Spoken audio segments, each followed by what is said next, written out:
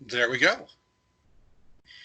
Hello, welcome to Know the Faith, Defend the Faith. My name is William Hemsworth, and thank you very much for joining me for this week's program. This week, we have a friend of the show, John Kraemer, founder of the Lego Church Project. John, how you doing today? I'm not doing too bad. Grace of God, I'm still standing. Well, amen. That's the same for all of us. Now, I saw on Twitter yesterday you were having some health issues. Kind of worried me. How you doing? Not doing too bad. I'm on the mend. Minor little infection that I'm dealing with, but I'll Okay, get good. through it. All right. And I know season 21, there's been some challenges, to say the least. With the whole pandemic thing and all. Oh, well, it's kind of funny we talk about that because the challenges I'm facing with this season, I'd be facing some of the same ones, pandemic or not. Last year, I had a hard time securing displays. Uh, my first display last year wasn't until July and August. Okay, and here we are heading into August, and I'm kind of stuck in a holding pattern. I just got asked over the weekend whether or not I was going to do any displays, and it's like I can't do anything yet because the churches are not allowing social gatherings. Michigan's got some very strong rules in place, so that kind of limits my ability. Even within my own apartment complex, our rules are very tight, and I understand it's for everyone's safety, but at the same time, it does put an extra challenge in place, which doesn't necessarily need to be. Now, how has everything? I mean, it seems you've been doing a lot more writing since everything has happened. So, is that a result of the pandemic? What's that look like? I think it's been more of a reflection of my faith. Okay. I've really taken this opportunity with the churches being shut down for so long. You can easily lose hope that everything's going to stay the same and that nothing's going to change. What came about through me is through the prayer time, I came up with these rather interesting thoughts and decided to get those out onto a more constructive form with the blog posts and stuff. And I think that the writing's coming along very well, and I'm really happy with how things are going with that. Definitely having some of those posts recently shared has really done a lot for my confidence as an ability as a writer. Well, I know our mutual friend Matthew shared it on his blog, The Simple Catholic, and of course I shared it on my website and on my Pathos page as well, and I've had good feedback. So, yeah, good job. Yeah, Well, especially the one about the recent church attacks. right. So, what was the response to that one? I know you've had some interesting responses. Well, I had one gentleman who really kind of dismissed it. He thought it was basically pranks. And I think what the thing that you have to look at though is you have to look at it from a broader perspective of the entire history. These kind of church attacks and vandalisms are not really necessarily anything new. It's more common because of the current state of the world that we're in. There's a lot of additional anxiety and a lot of additional fear, and people don't react to that very well. From a spiritual standpoint, the evil one is going to try and find any tool, any weak mind to take advantage and exploit that. And that's where you're coming from. That's where you're seeing that. Uh, and it's a very crazy situation right now. We're living in very troubling times. There's a lot more violence in our cities than we've had at any given time. Whether or not that's because of the current social situations or because of the lockdowns and stuff, this virus has definitely put a lot of strain on our mental health. Hmm. I've certainly experienced that myself. I've definitely posted on social media about my anxiety taking a beating and all this, but at the same time, that's where our faith comes in, though, when you think about it, because we really have to stand firm in what we believe. And yeah, these attacks are going to happen. There's no way to avoid that. And I think when you look at things from a broader perspective, I think one guy was complaining that we were taking this persecution complex. I don't see it as such. I think it's just a warning that things are going to happen, and we just have to be on guard. Right. One of the gospel readings this week, actually, in the mass, was about Jesus saying to his followers, they hate you because they hate me. Yeah. So like you said, it was like nothing new. And when you look through the context of history, like you were saying, whether it's the first, second, third century, I mean, you look back when the church started, it was illegal to be a Christian. You lost your job, you got killed, you got fed to the lions. Oh yeah. Um, and statistically speaking, at this point in history, Christianity is the most persecuted religion, most persecuted that it's ever been. Um, I guess what would you say? What would you say to someone who's saying that we're trying to, I don't know, we have like this victim complex. I've seen that, Yeah. or we're taking the persecution complex. What would you say to someone who's saying that? I would say look at the history, look at the Bible, look at the gospel readings where Christ talks about this. Obviously, from a biblical perspective, obviously Christ was very keen on it and was very well aware of what we were going to face for believing in him. So these kind of actions are not a surprise, nor should they be surprise. I think that social media makes it a lot more knowledgeable. We're able to get access to information lightning fast, thousands of views, thousands of perspectives, and thousands of opinions on what's going on. So I think we have to take it into put it into a proper perspective, so to speak. That yeah, these attacks are happening. Yeah, we're going to be hunted down for our faith, but this is not anything new in the grand scheme of things. Let's go back to your writing for a minute. Do you have plans on writing a lot more, or you're focused on the project? Well, I think both of them go hand in hand in a lot of ways because of the fact that the project itself has always been about exploring the faith, and my writing has kind of come up from that. I can use the project as a platform to share a lot of my posts. A lot of my posts start off as Facebook stuff, just because that's just the way I am. I write thoughts, and my friends and family like it, and then from there it kind of goes into this rewrite, or I'll post it to the Facebook page, and then if I get enough reaction on that, oh, maybe he's got something good idea. I'll put it on the blog post to record it, so that way, if at some point I ever decide to write a book, I could use it for inspiration. And that's where really a lot of the blog came from, was because people keep telling me, "Oh, you should write a book," and it's like, yeah, maybe at some point I will, but for now, I use it as a way to explore the faith.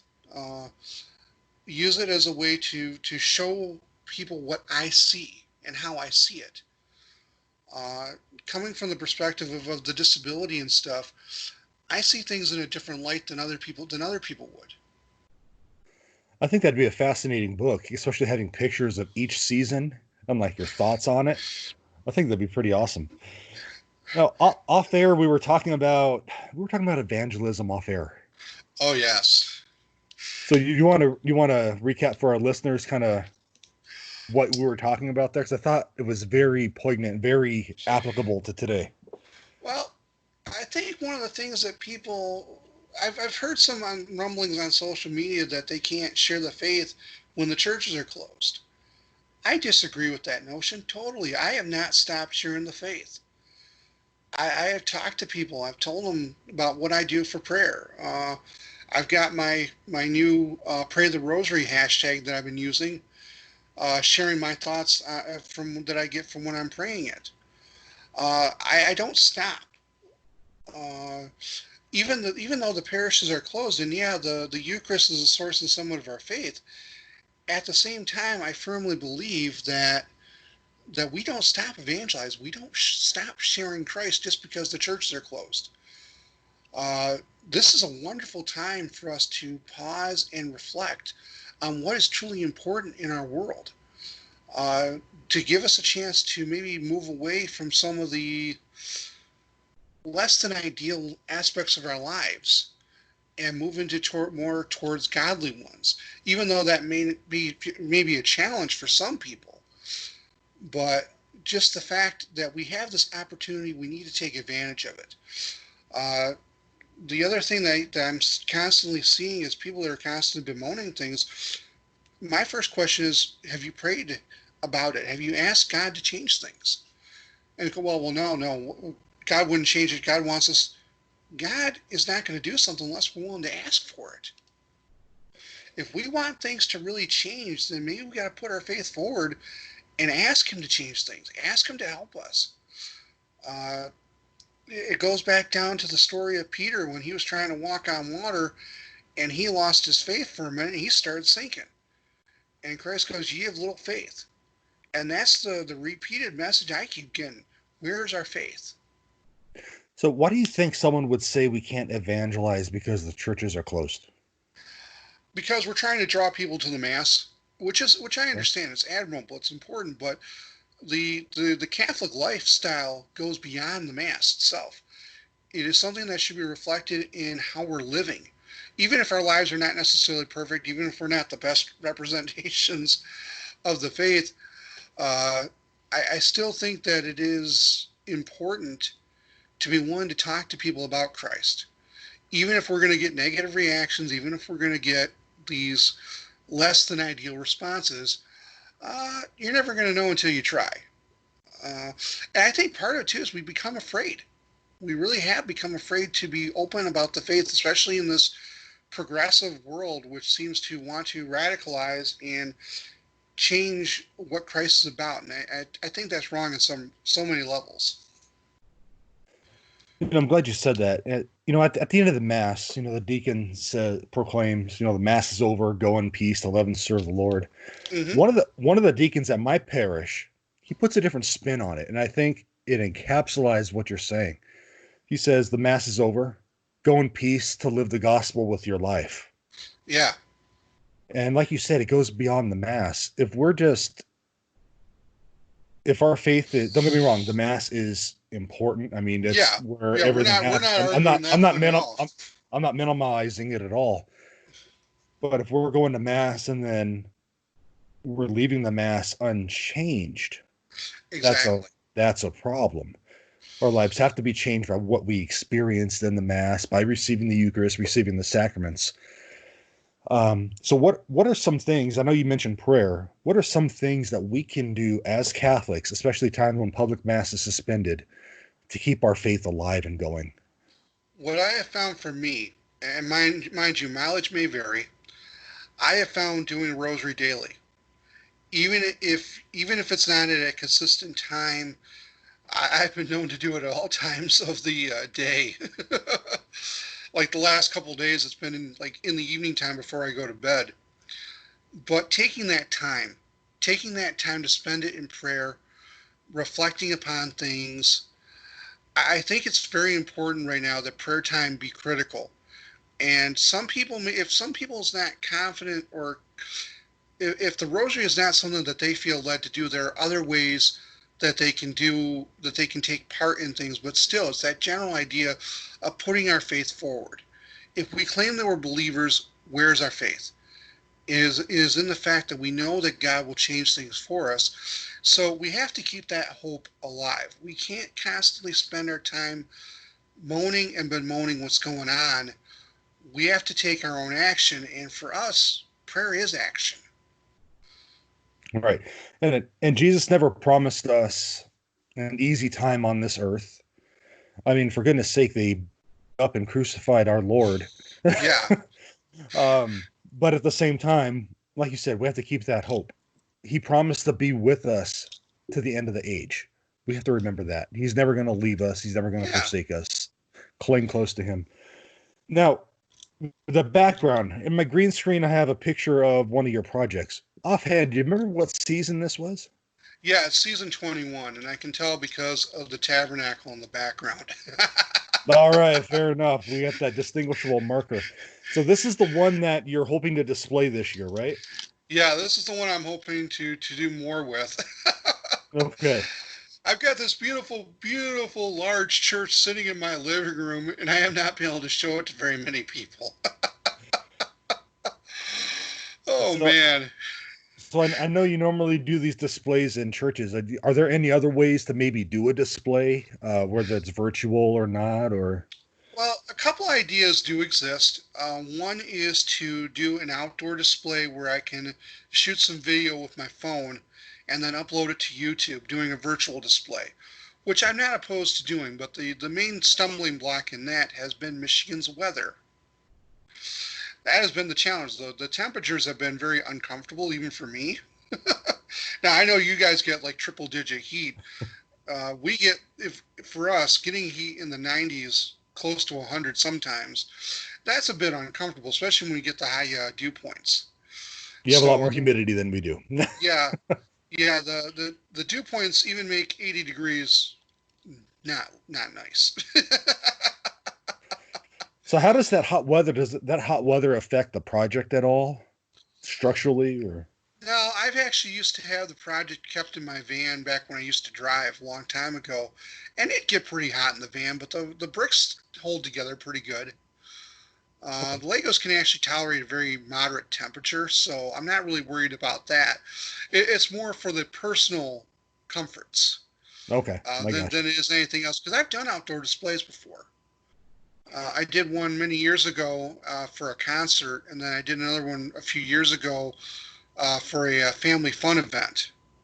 The picture where I've got the Saginaw Spirit mascot taking a look at the project. I think I posted that on one of the recent Twitter threads that I did. Still one of my favorite photos, uh, just for the fact that I'm not sure the person who was wearing the costume what they were thinking when they were looking at that.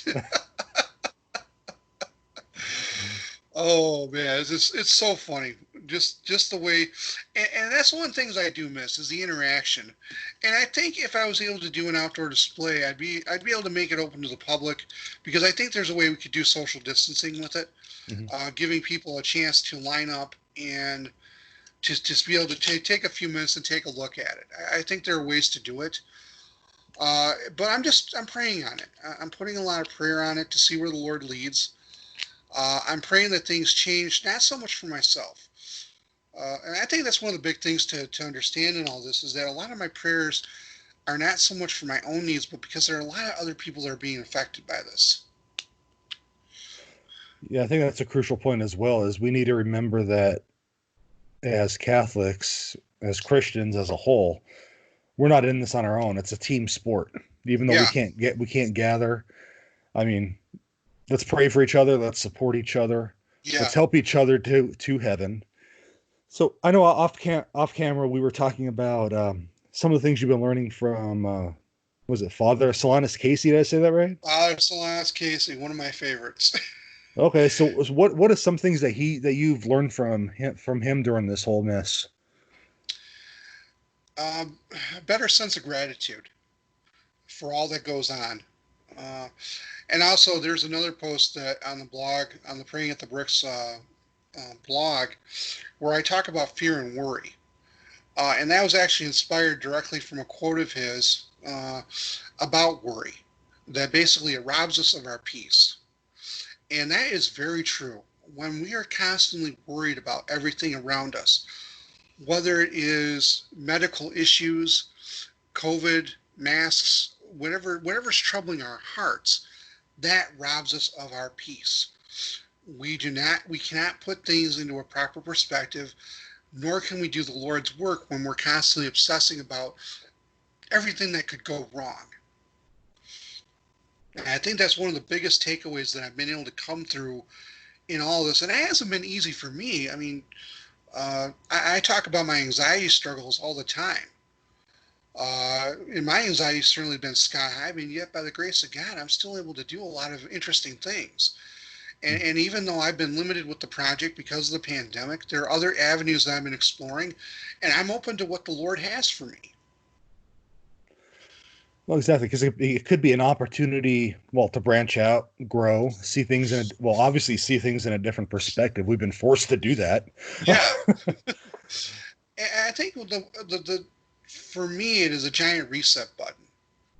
When you think about all that's been going on, and I think if anything that I've seen on social media is that we've really become kind of hostile to each other. We Oh get yeah. into these narrow camps. We are willing to wave our flags for a specific cause or camp as Catholics, and I really wonder if that's actually counterproductive to the overall mission of Christ. especially when you've got like these like you got left calf, trad calf, you name it, they probably got a camp for it. And I really have to wonder, is that really helping us out in the long run? Are we that embedded into our camp that we can't see the greater glory of what's going on?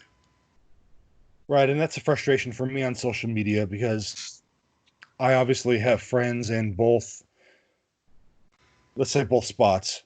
Yeah, same But here. it's very interesting where they're so it seems like people are just so ingrained that they can't see positives in each other. Where you have to believe the same way I do or else you're wrong. I've seen people call each other heretics Oh yeah, because they don't go to TLM. yeah, And there's nothing wrong with TLM. It's beautiful and love it. yeah. I've got Go if nothing you wrong with it. can. But just because a TLM isn't accessible doesn't mean that someone isn't a good Catholic. Like that's we need to, I think as Catholics we need to stop doing that. Yeah, Obviously, we but need to stop waving the flags. right. If we want to evangelize, if we truly want to evangelize, then we need to stop focusing on our narrow niche as Catholics. I certainly believe in the charismatic renewal. I grew up in its shadow, but at the same time, though, I see myself more as a Catholic, and I leave the flag behind. I focus on what I'm supposed to be doing, and there are certain camps that can really be hateful, which is really sad, really, when you think about it, especially when you see that the social media can bring out the good in us, but it can also expose a lot of that venom that comes out. And I think that itself becomes part of the problem that we're facing with. And it can be a real big stumbling block to evangelizing because you have these people who, oh wow, I'm not sure I really want to join this church because of these camps that keep forming up. It really is a kind of a roadblock to sharing the faith with others. Right now, as you know from my Facebook post, I'm a big wrestling fan. Oh And yes, Eric Bischoff, he has this quote that controversy creates cash, and that's kind of I think it goes hand to hand with social media. The more controversial you are, the more likes and retweets and shares you're going to get because the call of unity and all that, it's not I don't want to say it's not cool, but it's not controversial. And yeah, people are controversy sells papers. exactly it. But Jesus tells us in John 17, he prays that they may be one. And I think right now is a great time for us to unify, to evangelize, because now more than ever, people need Jesus. People need what the church can give. And again, we're just freestyling here, but Yeah, that's my take on it. well, no, but you're right though. And when you have the different factions, you see what happened when those factions get together, and if they're not on the same page, a Royal Rumble breaks out. Yeah, no pun intended. Going with the wrestling analogy right there. This is coming from someone who has been to both a WWE event back when it was WWF Right. and a WCW event I a never long got time ago. I never got to go to a WCW event, unfortunately. I went to But one of their Monday Nitros that they had in Saginaw at okay. the time, and I was really surprised that they had it at the Civic Center in Saginaw, which is only like a 5,000 seat arena instead of one of their bigger ones. So, but this was like another lifetime ago. Yeah, they're out of business now. But anyway. Oh, All right. but yeah, So but still, it boils down to that same kind of element where the evil one's going to use whatever he can to divide us, and a house divided breaks apart. yeah, yeah, well said. And I think I want to leave it at that note because I think that's a very powerful point. This is the time to unite. And don't get me wrong, this doesn't mean we can't disagree. Oh, There's disagreements happen all the time. we're a family, there's going to be disagreements. And that's a normal thing, but it doesn't mean that we can't be unified for a cause and have disagreements about things. What matters is that we go to that extra level and say that you're not Catholic because you don't do this, or vice versa. It goes both ways. It's not one way versus it goes both ways. So what do you think going forward are some things that we can do individually to be that to be that source to help others? I don't want to say come together as one. Let's say. Well, for me, it is about being willing to talk to others about the faith. And in even just being subtly just saying, hey, I've got faith that God's going to change things. I know God will change things. That's the start. That can open up the door to a conversation where someone may ask you, well, why do you believe that? And that's where you can get into, well, my faith teaches this. And I also think the other issue too is I think that we can tend to have this catastrophic thinking about the state of the world. And the news keeps coming out, but we have to remember that God will do great things in us if we're willing to ask. And that's one of the bigger things. When you live a life constantly being negative about everything, you cannot have any sense of good. You cannot see any good that comes about, even when things are actually going well. And there's a challenge in that. I'm certainly guilty of that too, where I've gotten to these points where it's like I can see all that's everything going wrong, nothing Same going here. right. Yeah, but at the same time, though, we know that God will help us, and I've got faith in that. I've got total faith. I call it a hopeless optimistic view. But you have to. You really need to have that, though, if you want things to get better, or to have us to have strength to ride the storm out. You have to be optimistic no matter what. If you're going to spend time wallowing in negativity, you're not going to see the fruits of that.